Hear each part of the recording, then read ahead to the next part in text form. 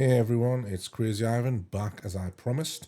I'm just going to go into a little bit about some Star Trek, just some work on DS9, just what I do at the start of taking the laserdisc data in, could be DVD as well, and basically how we restore it back to 23976 in terms of the frame rate. So we'll just go into a little bit of history on this really cool article I found just in terms of the film stock, what stuff was recorded on.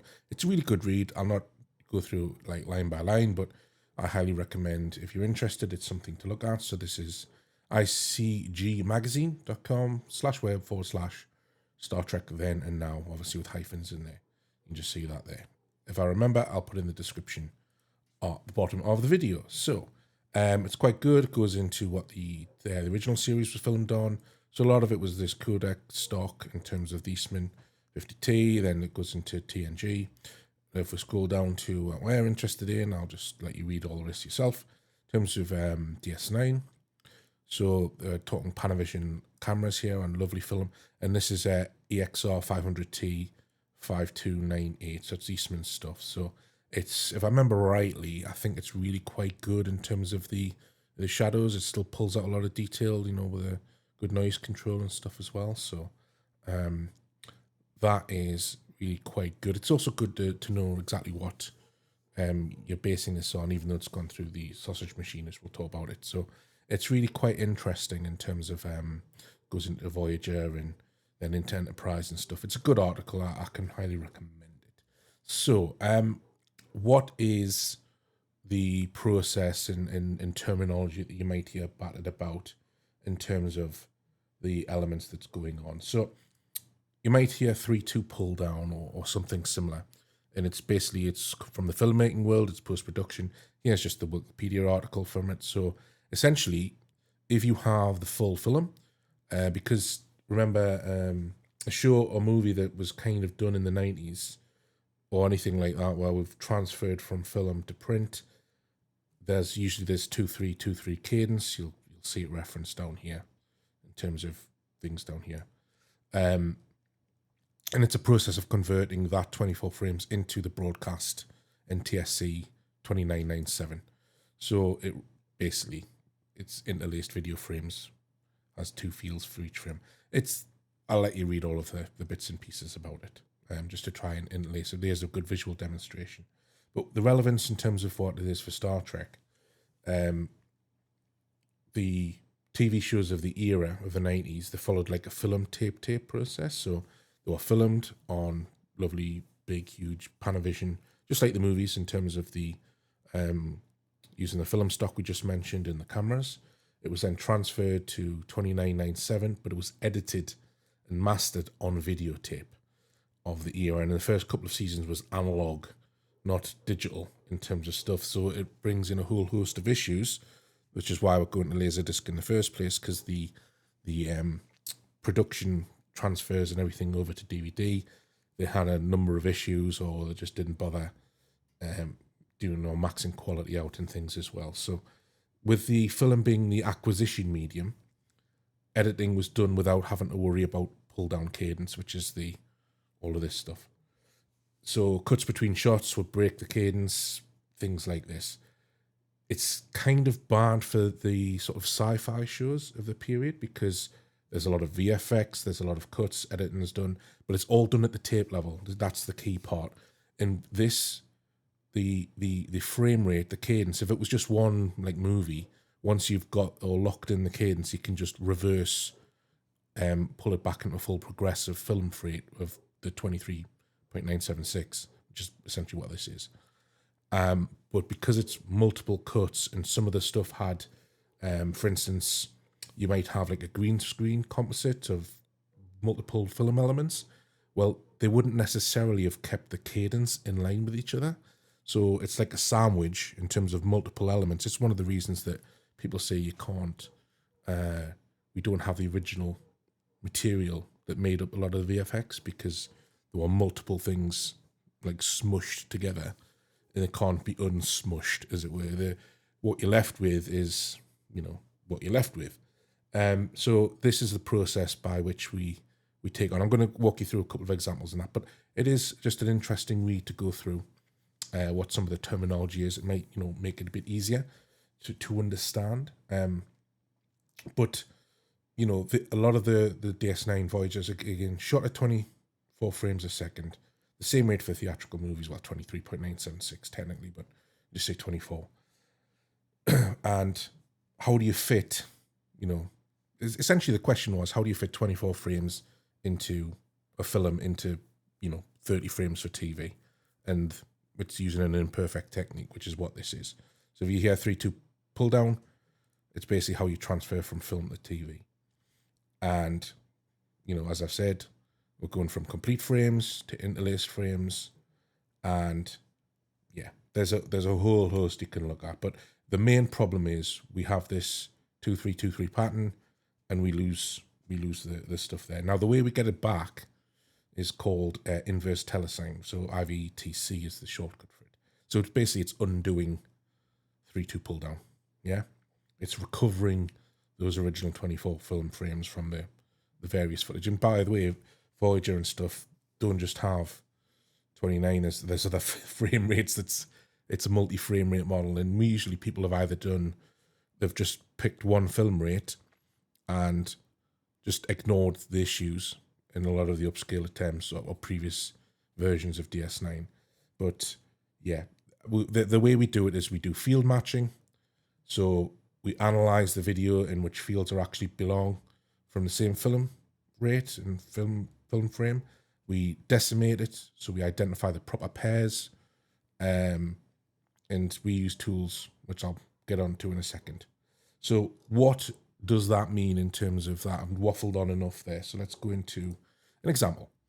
So this is good old what I use. This is AVS PMod, and it's sitting on top of 64-bit AVISynth is running this. So as you can see, as we go through the footage here, this is raw laserdisc. So ignore the Artemis bit. It's basically, this is just loading up the various, that's multi-threaded mode.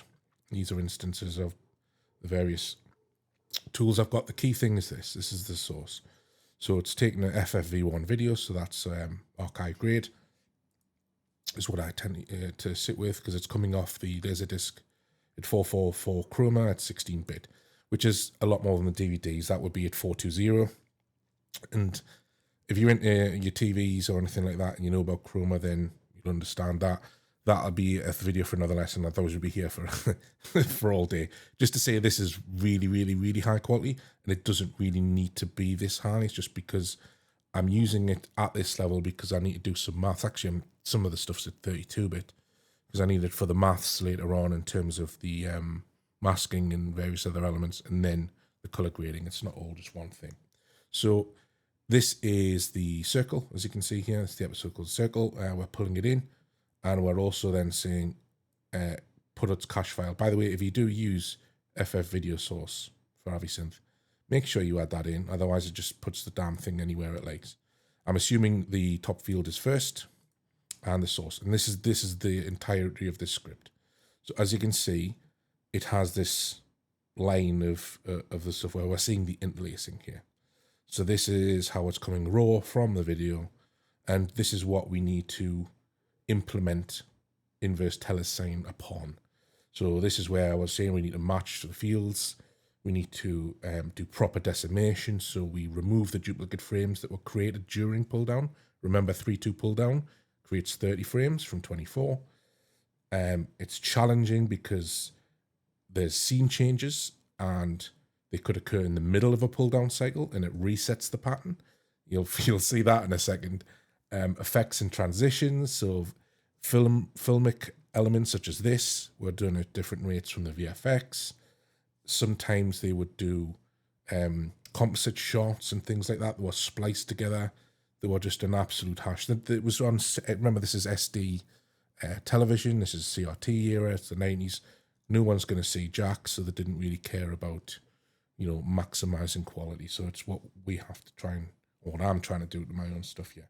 And there's also the issue of orphan fields, which might end on a scene split. So I'm getting one field from one element and then another field. You'll see an example of that shortly. So let's have a look then at properly inverse television footage, this crap here, which is just the basic stuff. And as you can see here, so I've got a couple of examples already going. This here is roughly, it's exactly the same source as this, as you'll see, circle, circle, but it has, these are the classics. So this is how I usually would do inverse telecine. So it's TFM with T-decimate, as I mentioned before, so it's sorting out the field matching, doing the decimation. And I also have in here, which is a little bit of a, it's more of a destructive thing, but it's, I use inverse here just for additional, to get rid of that combing that you saw. Just picks up a few more elements of it that the two other ones can't match, and it's all about the thresholds and things that we're looking at. I also crop off all of the LD elements, because if I don't have that, you'll see all of the additional frame of the laser discs that's there. But as you can see, this is looking better. It's also got a lot of code down here in terms of all my color correction and things like that. So that's why it looks a little bit better, because the other side note, as you can see here, these weren't actually at BT601, which is the old DVD standard. They were good old classic NTSC, which is 470M, which is very interesting to note, because we've had to adjust the gamma and the white balance and everything. So yeah, that took a while. But anyway, how am I doing it? Usually was like this way. That's the top and bottom of it today. So this is usually how you do it if you're going to do the script. But the problem with it is sometimes it's not perfect, and it isn't perfect for a lot of it. Some of these episodes are incredibly challenging. Some of them are quite easy. Sometimes it gets it wrong, and it leaves a duplicate frame in there, or it doesn't quite get the scene right, or it won't actually end, and there's an orphan field there, and it doesn't look great. So the option I'm doing is using this. So again, this is now Emissary. It's exactly the same source material here. You see it's FFV1, using the FF video source, coming it in. It's in an MKV container. Got our cache file, exactly the same thing. I've just loaded the crop on the end there, and it's top field first. But this case, we're using double weave, and I've put each of the different pull downs as its own source. And then what I'm doing is I'm getting it to just basically show me all of the various elements here. So you can see straight away, that's definitely not right, that's definitely not right, and that's definitely not right. So the cadence is probably going to be one of these two. Now, the two families, there's the 4-frame family, which is these two, which is usually probably what you want to be in. It's the most naturalistic, I think, in terms of the motion. And ideally you want to kind of be sat here. These are the next two, and this one's really more of just an emergency only. If I've got to go to PD3, then it's not great. This down here is de-interlacing through QTGMC, and I load that in occasionally. It's how I'm using it to split up or to fix orphan fields on scene changes. But you can see here, this is the issue when you have the interlacing fields and you get the wrong cadence. Now, I've got a lot of these in here. This is what I've done as an evaluation, and I'm literally going. You can see here I'm currently on frame 8758. We're at 23976. We are using our 444 16-bit, and you can see coming up here, it's really not going to be any one of these as we've seen before, because we've got the instant this and this are instantly out, so it's this one or this one. In reality, this is PD2 would be the selection for this. And as I go through, and then we'll have a scene change in a second, which you're about to see. When the camera moves. Now, remember what we said, as soon as things change, it might be at a different point in the thing, so the cadence might then change, you see. So as we've changed here, this now, which was correct, you can see there's lines there. This is now the wrong cadence for this scene. And this one's wrong and that one's wrong. So it's going to be here. It's probably going to be, that one's wrong. It's actually, that one's actually looking okay there. So of the two, I remember that one's emergency only. This one here, I prefer as right. This one will probably be the selection for this particular bit. Now you're thinking, oh, hang on a minute. How do you then punch in all of these details into your script? Well, glad you asked. So what we do, ta-da! Welcome to storing literally frames for each element. So we have the different pull downs. I also have the frequency, and I use Rife here. So this is basically for real-time intermediary flow estimation. So that's useful for doing some smoothing and out and everything like that. But yeah, that's essentially the fun and games of it. And then we call further on down the script the various text files. So it plugs in from the text files each element that I want. So I'm rebuilding literally this scene this episode frame by frame, and it's the best way because that can guarantee I'm getting all of the frames I want in. There's no duplication. There's no orphaned records because I'm literally handling it frame by frame. You can see there something like that. It's not good. That's not good. I'll show you something else as well. This is a very good scene actually, just to show you one of the other issues I run into. And there it is there. Do you see it? That there? That is a hair. It may have gone in either the telecine process or literally when they were recording this out. So it happens quite a lot in a lot of the various bits and pieces where I have to go and fix certain things like that. And how I'm doing that's quite nifty. I'm using one of my good friends, very good little solutions for this, where it amalgamates interleave frames and fixes it for me, which is really nice. Other than that, I can also go into Resolve, DaVinci Resolve Studio, and basically just edit that out, which is very easy to do as well. So there's multiple options. It's like everything with this. There's issues of where you do it in the pipeline, and that's essentially what I'm building out at the moment. So this whole script is essentially just to get me the cadence.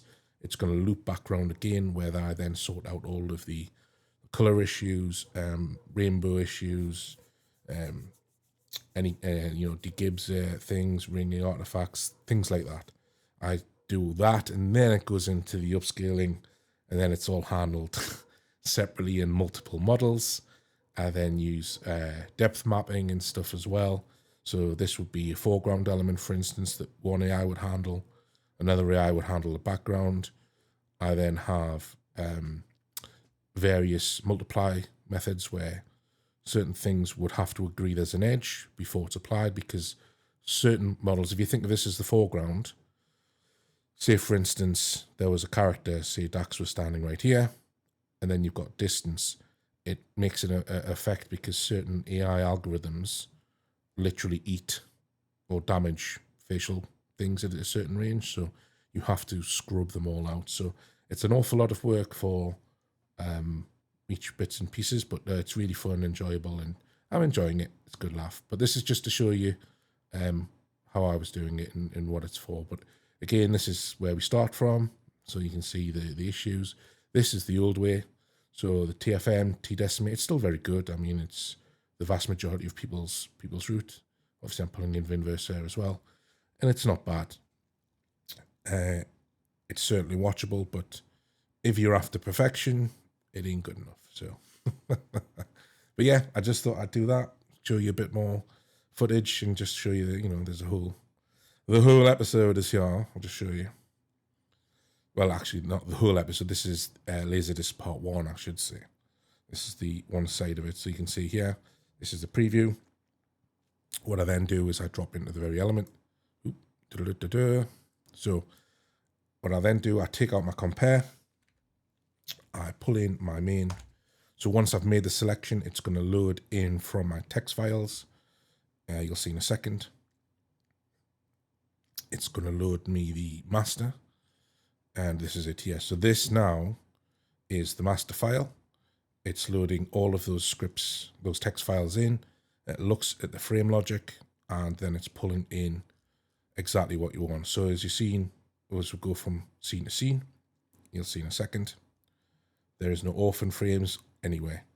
Goes straight in, perfect cut, all the rest of it. So we're pulling off the correct cadence at every point. So the most ideal cadence that I can find is all going in. So yeah, there's a lot of work, a lot of work done, but it's fun. It's a good laugh. I just thought I'd show you the beginnings of how this process is done, really. If you want to look at that again, get yourself into just looking on the bits and pieces on here. Ask your, if you've got access to an LLM, ask it about inverse telecine, ask it about the 3-2 pull down. I know enough to be dangerous. I'm certainly not an expert. I've not worked in the industry or anything like that before. This is all of my spare time and just doing it on my own stuff. So anyway, thought I'd leave it there, but I'm glad to show you something, and hopefully we'll get some more videos out. Hopefully you enjoy this shit, and yeah, catch you later on. Bye bye. Appreciate you.